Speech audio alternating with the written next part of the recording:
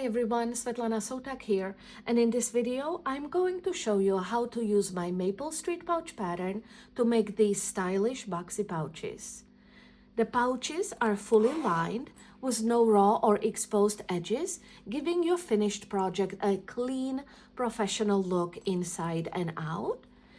And the pattern includes step-by-step instructions for 4 different sizes, so you're sure to find the one that fits your needs, whether it's for everyday essentials, travel, or organizing your workspace. These pouches are beginner-friendly and quick to sew, so you might be quite surprised at how fast they come together. I went ahead and cut out all my panels according to the cutting measurements provided in the pattern, and I also adhered a fusible fleece and fusible interfacing to the wrong side of each of the corresponding panels. You will also need to print the correct size of the template depending on what size of the pouch you're working on. I will be making a medium-sized pouch in this video, so I printed a medium-sized template.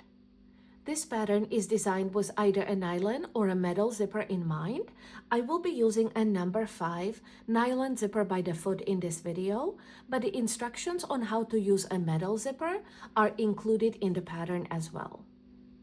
I will put a link to the pattern and the supplies and materials I'm using in the description box below the video.